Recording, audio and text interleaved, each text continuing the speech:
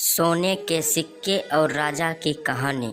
मुझे आज इस पेड़ के नीचे सोने के सिक्के मिले हैं, यह बहुत अच्छी बात है। आज मैं धनवान बन गया हूँ। यह बात वह अपनी पत्नी से कहते हैं जाता है, क्योंकि शाम का वक्त हो रहा था। वह घर जा रहा था।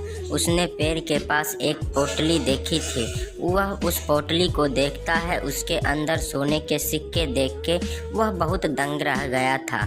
उसने एक बार भी यह नहीं सोचा था कि यह पोटली किसकी है। वह तो उस सपने को याद करता है जिसमें उसे धनवान बनना था। वह घर जाता है, अपनी पत्नी से कहता है, आज के बाद हम धनवान बन गए हैं। पत्नी कहती है, हम गरीब हैं, हम कैसे धनवान बन सकते हैं। वह आदमी कहता है कि यह पोटली को देखो, इसमें सोने के सिक्के हैं। यह देखकर पत्नी कहती है, यह तुम्हें किसने दी है।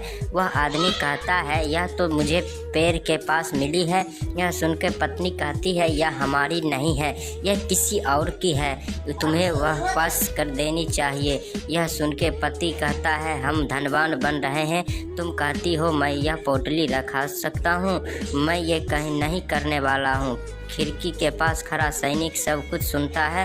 वह घर के अंदर आता है। वह आदमी से कहता है, यह पोटली राजा की है, अब तुम्हें हमारे साथ चलना होगा। यह सुनकर वह आदमी कहता है कि मैंने कुछ नहीं किया है, मैं नहीं जानता हूँ यह पोटली किसकी है, मैं तो इसे लेके आ गया था, मुझे माफ़ कर दो। सैनिक कहता है, मैं कुछ नहीं कर सकता हूँ, राजा को सब कुछ बता देना, अब तुम्हें मेरे साथ में चलना होगा। यह मामला राजा के पास आता है।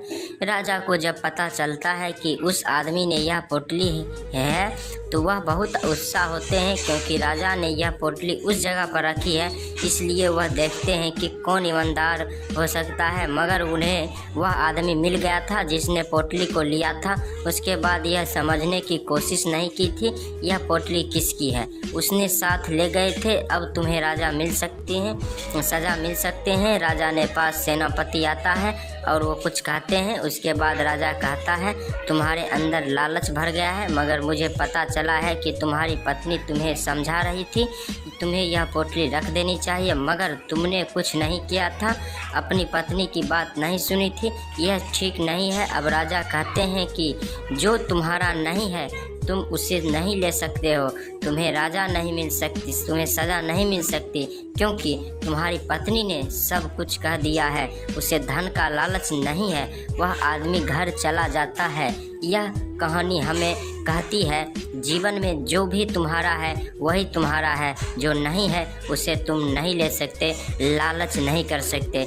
लालच जीवन की सबसे दुर्घटनाग्रस्त बात है। अगर ये कहानी आपको कैसी लगी कमेंट करके ज़रूर बताइए। अगर अच्छी लगी होगी तो हमारे चैनल को सब्सक्राइब करना ना भूलिए और वीडियो को लाइक शेयर ज़रूर कीजिए। फिर मिलते हैं अगले वीडियो में।